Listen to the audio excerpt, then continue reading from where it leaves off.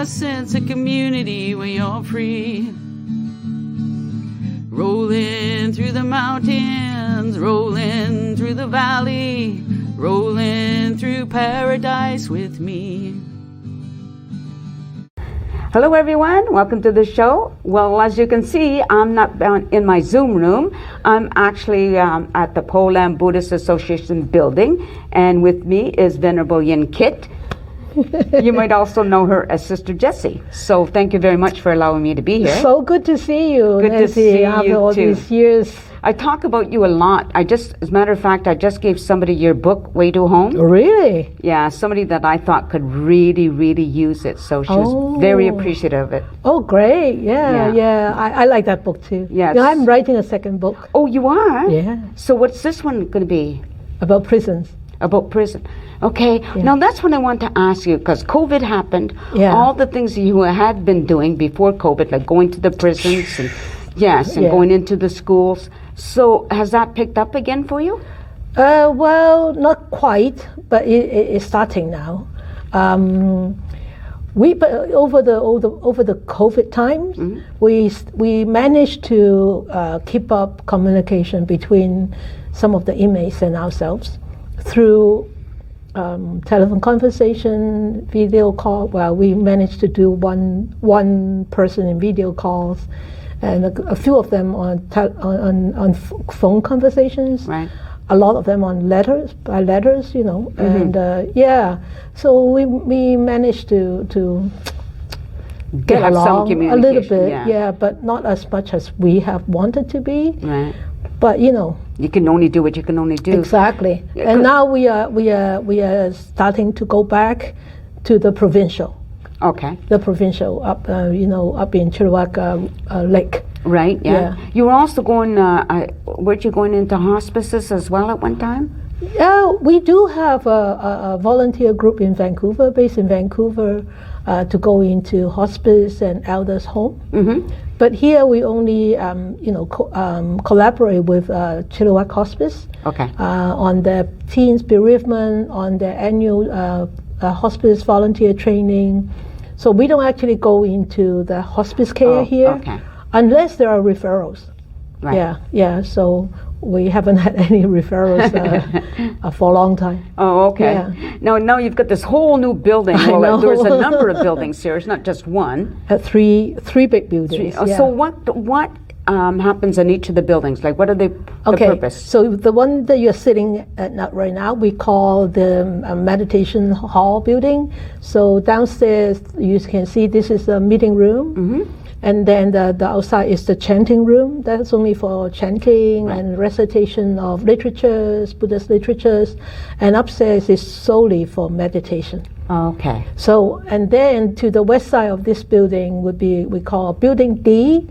The downstairs is retreatants, dormitories, not really dormitories, rooms. They all have their single room. Okay. And then upstairs are the nuns' quarters. Then on the east side of this building, over there is Building A.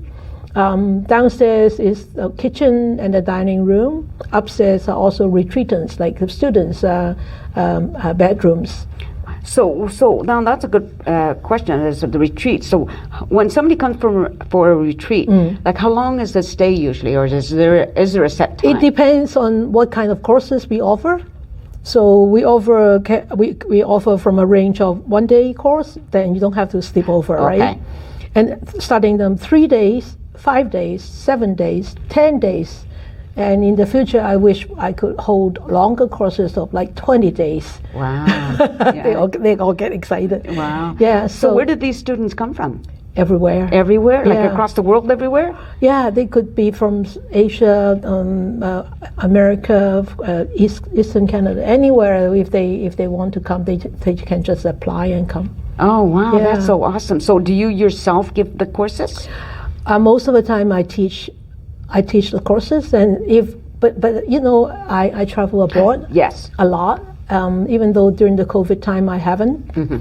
But I'm making plans to travel again, because I do have a lot of students overseas, and I cannot just abandon them, right?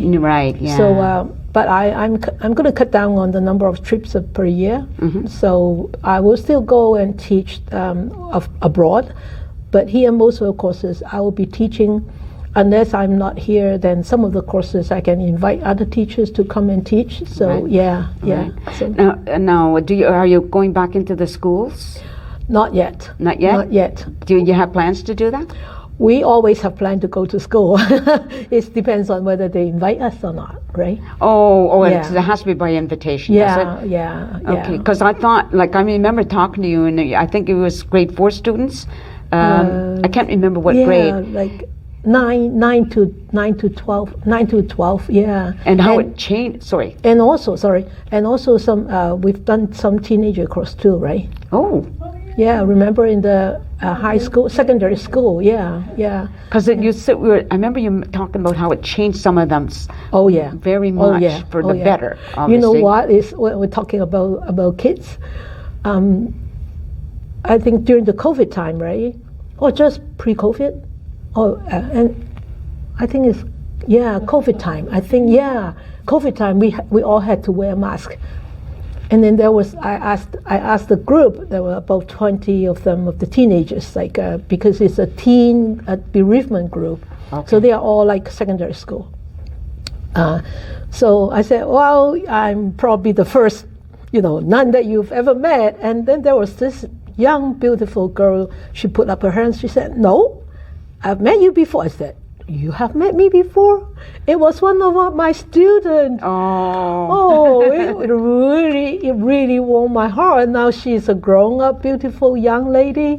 It was just so amazing, wasn't it? Yeah. Now, you would have recognized her probably had she not been wearing a mask, I would think. No, I wouldn't. No? Because when she was so little, right? Oh, okay. I think she was in grade 6 or 7. Oh, 5. Or grade 5. Yeah, 5 and 6, yeah. Wow. And then she was like 16, 17. Oh, so they change a lot of that age, don't they? Yeah. But wow. How wonderful, though, isn't it? Yeah. To be able to see somebody that had seen you before. There she is once again. And sometimes, when I went out shopping, and once in a while, this teenagers go, "Hi, Sister Jessie." I said, "Oh, hi. Do I know you?" I don't see you out very often anymore. No, I don't. I'm try hiding.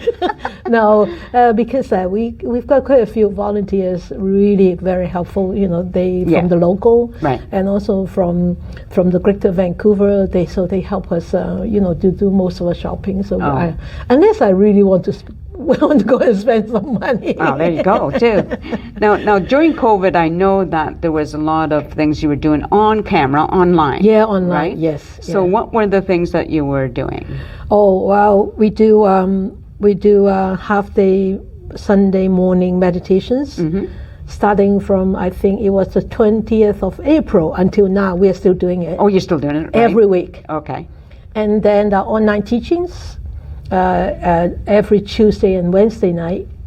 And then the online debriefing courses for our volunteers. Even though that they don't go out to serve the community in hospice or elders' home, we just want to keep up their spirit, and they need we all need that kind of support. Sure. So I do a lot of 3 or 4 times a year for the debriefing, and then some online courses for the local community. We did for the rehabilitation. Travis. Yeah. If you're wondering who we're talking to, every once in a while you're off camera. Eva is off camera, but she set up the camera because I needed help, Yeah, right. Yeah. She did a better job than I did. Thank you. Yeah. One of the interesting things is recently I met a native First Nations elder and his wife. She's not First Nations, but they were at my place for a visit, and we were talking about you because he goes into the prisons, and what's his name? Phil. Phil, yeah. Oh, you know him? We met him. I think we bump into each other once in a while. Because I suggested that he get in touch. Ah. He didn't know you as a Buddhist nun. He I didn't see. recognize that I part see. of it, you know. Ah. But I thought that you do so much of the same things. Yeah. Right? Yeah. And like for me, like I'm in that point in my life where I want to learn more about the First Nations people as much as I can because I just find them so wonderful. Yeah. And So is he a volunteer or he's a chaplain? I don't.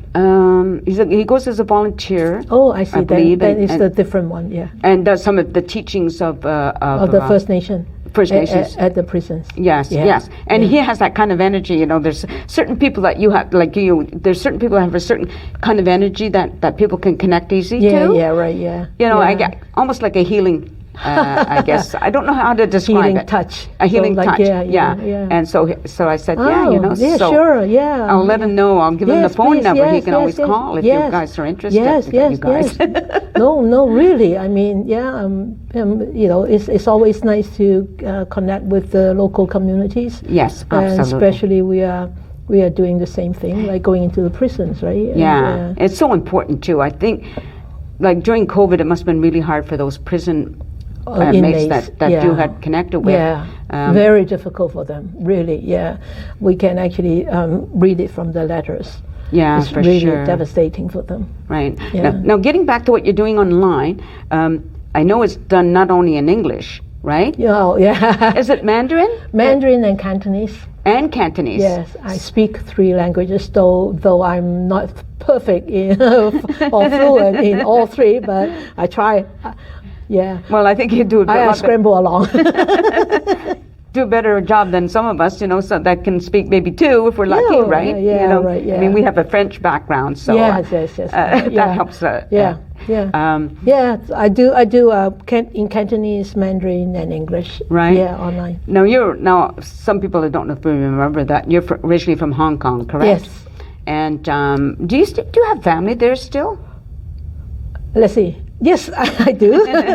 I still have a sister Okay. and a couple of aunts. That's all. Oh, okay. Yeah, we are actually international now because my brother and my older sister, they are in Brussels, in Belgium, and then another sister is here with me.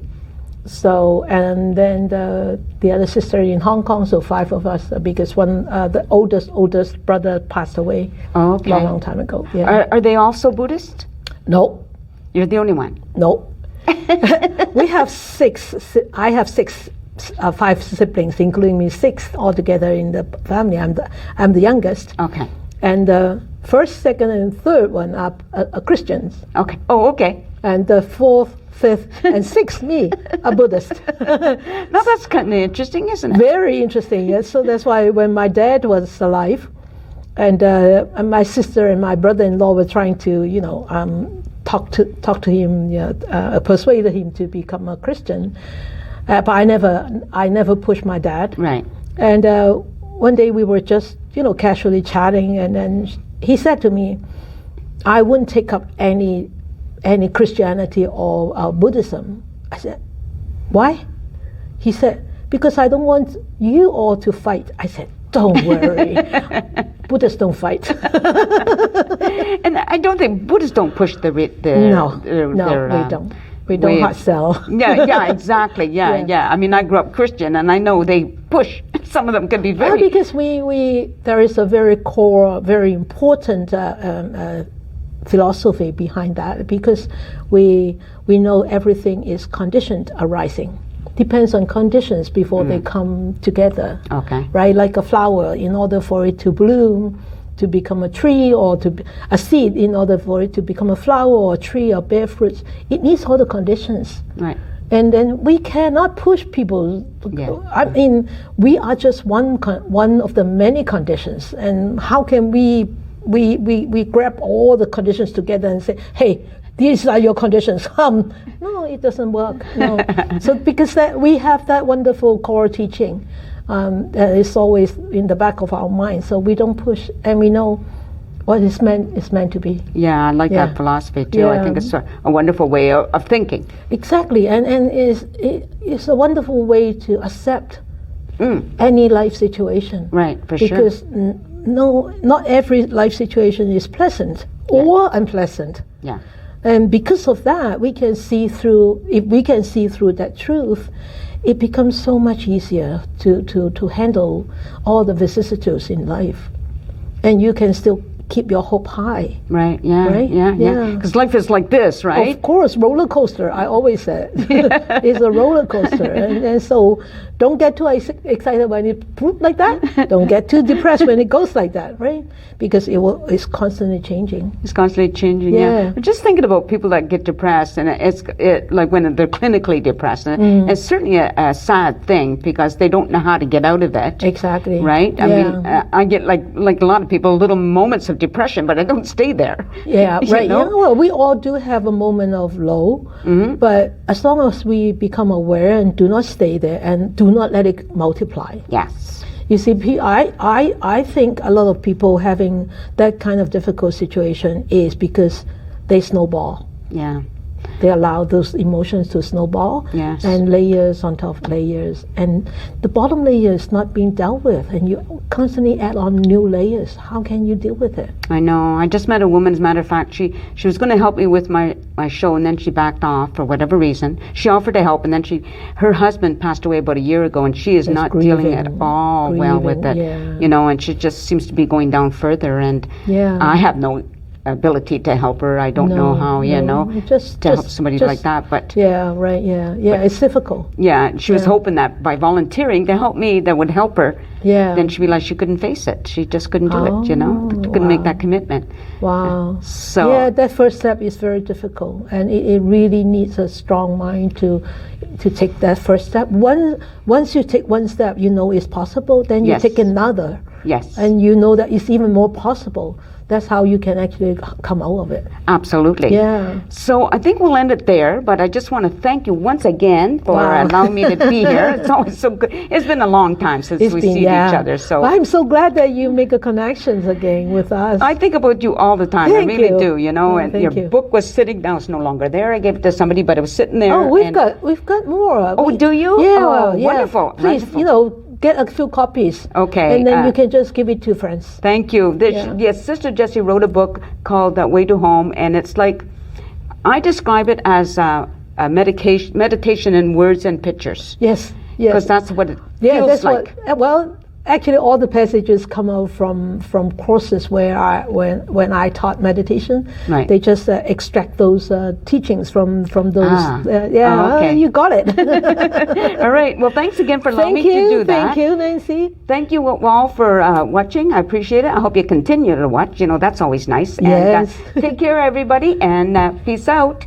So hopefully Eva will get up and turn the camera off. But in the meantime, thanks again. It's really, really great, allowing us to be here. I do appreciate that. So there we go. A sense of community, Chilliwack's a place to be. A sense of community where you're free. Rolling through the mountains, rolling through the valley, rolling through paradise with me. It's multicultural, you're sure to see it all.